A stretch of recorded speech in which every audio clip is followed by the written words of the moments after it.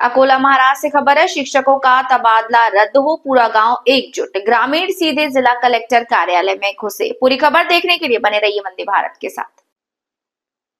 परिणाम स्वरूप सत्र समाप्ति से पहले सहायक शिक्षक रानी दिगंबर ढोले और हरिरस ज्ञानदेव पंधरे का तबादला होने से पूरा गांव बेचैन है। उनकी अथक मेहनत और छात्रों की संख्या बढ़ी। अंग्रेजी समेत सभी विषयों में छात्रों ने प्रगति की और निजी स्कूलों की ओर रुझान कम हुआ।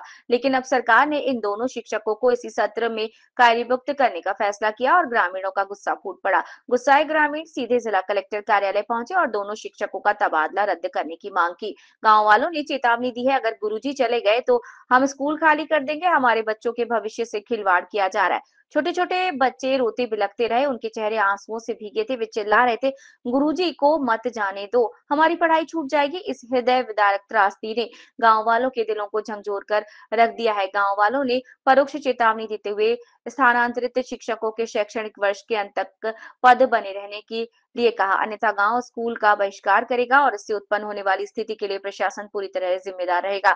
अब अकोली जहांगीर में एक ही चिंता है, गुरुजी नहीं तो स्कूल नहीं। प्रतिनिधि सुमित सोनू ने अकोला।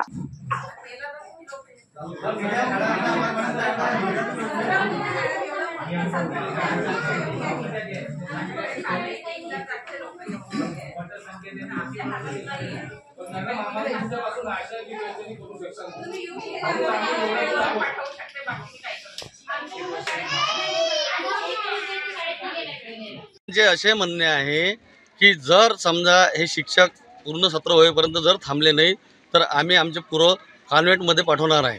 शासनाचे धोरणच असं चुकीचं आहे की त्यांना जिल्हा परिषद शाळा बंद पाडायच्या आहेत। त्याच्यामुळे हे चुकीचे धोरण शासन राबवत आहे।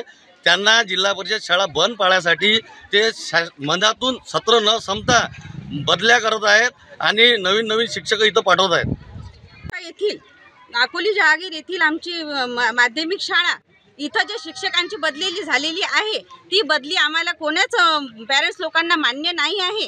ती बदली घ्यायची जर असेल तर तुम्ही उन्हाळ्यात घ्या किंवा जेव्हा सत्र संपेल तेव्हा घ्या। याच्यानंतर कारण की मुलांची जे तुम्ही आणलेलं आहे की पहिलीपासून चौथीपर्यंत की शिक्षकांचं आणि मुलांचं बॉन्डिंग एकत्र आलं पाहिजे, याच्यासाठी तुम्ही हा निर्णय घेतलेला आहे की पहिलीपासून चौथीपर्यंत एकच शिक्षक राहील। तर मग आता का तुम्ही ह्या बदल्या बदलवत आहे? त्यांचं सत्र पूर्ण होऊ द्या आणि त्याच्यानंतरच तुम्ही त्यांचा जो काही तुम्हाला कारवाई करायची आहे ती कारवाई करा, अशी आमची गावकऱ्यांची कळकळीची विनंती आहे।